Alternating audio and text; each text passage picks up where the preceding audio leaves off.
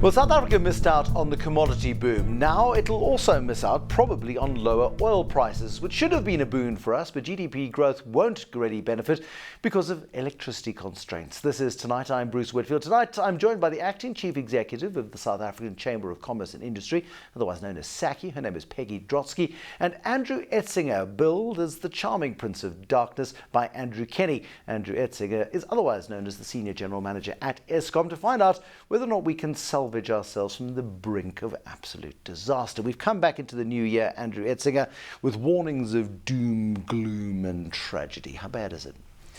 It's going to be not quite as bad as you've outlined, but certainly there are going to be moments, unfortunately, of load shedding as we saw towards the end of last year. We'll do our best to minimize those, but we are at risk, we are vulnerable, we have to be honest about that, and that will continue for the next couple of years. Define moments of load shedding. What we're finding is our generation plant is unpredictable in its performance. It's unreliable, and unfortunately it means that when things go wrong with a low reserve margin, they translate into load shedding, but we don't know exactly when they're going to go wrong. Last week we saw 1 day of load shedding on the Friday. We're hoping that going forward that we would be able to limit it, let's say, to 1 day or less of load shedding. But again, no guarantees, unfortunately. It was this time 7 years ago when we came back from our holidays in 2008. I stress 7 years ago, when the public knowledge of the crisis erupted with widespread load shedding. The lights have been kept on by and large for the last 7 years. Eskom was hoping, I guess, that Modupi and Kusile would come on by now. Yes. It hasn't happened. Yes. There is no safety net. Yes.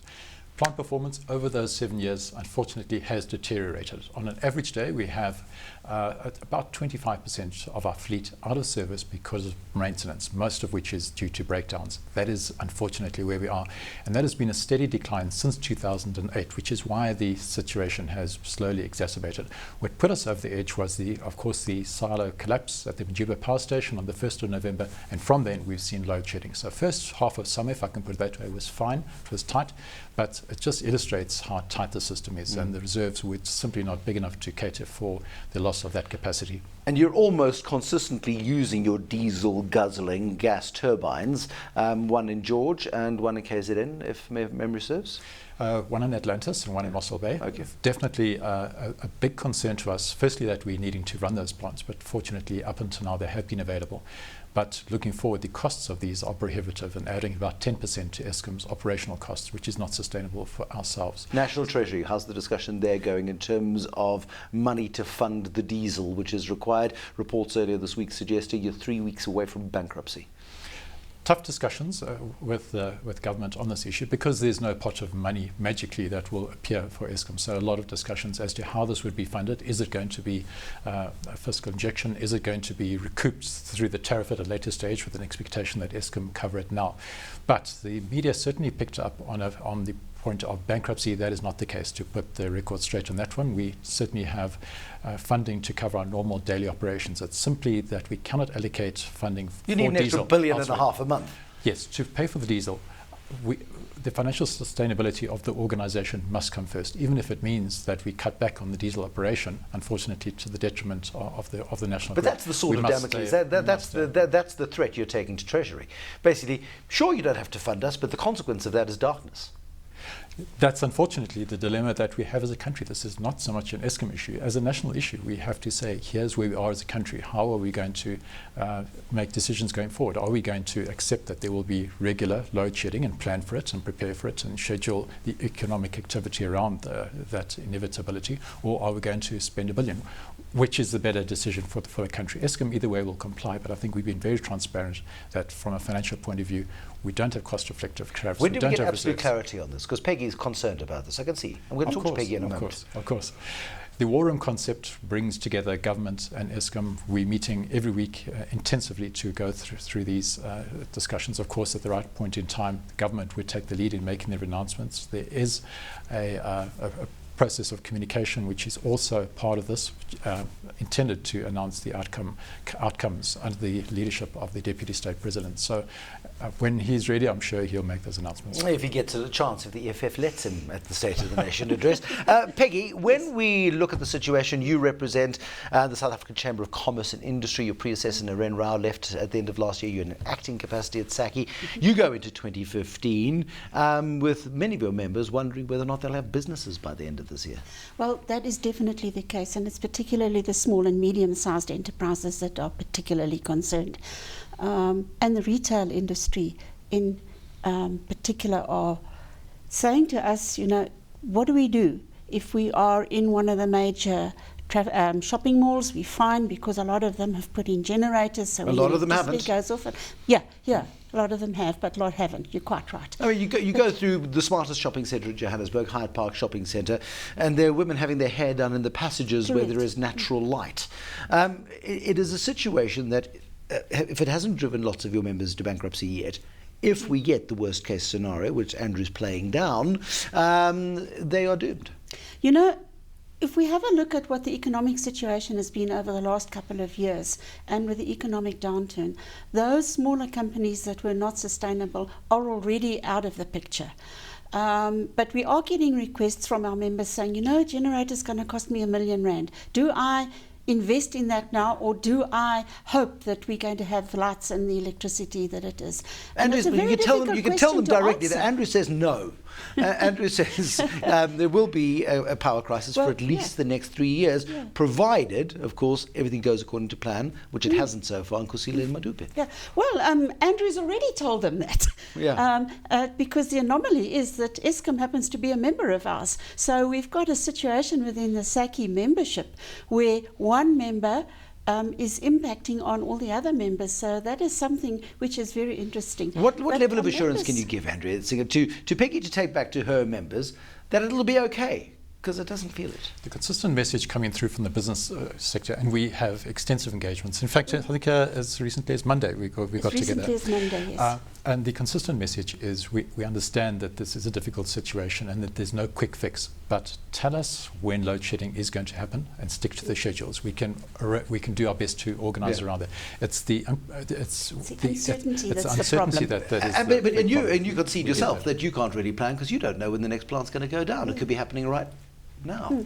In most cases, we are able to give a day's notice, but there certainly are those times when, as we saw last Friday, we're not able to give that amount of assurance. But I think the other part of it is to say that stick to your schedules. And I think between Eskom and the municipalities, we've got to continually up our game, making sure that when we are load shedding, that when we go to a particular area and on a schedule it says we will start at some time and stop at another, that we stick to that. That is vital. What about the suggestion, Peggy, and I'll get Andrew's view on this one in a moment, that we take down Eskom one power station at a time, do 2-month overhauls on each power station for a period of a year, 18 months, and take extraordinary pain in the short term for security in the longer term?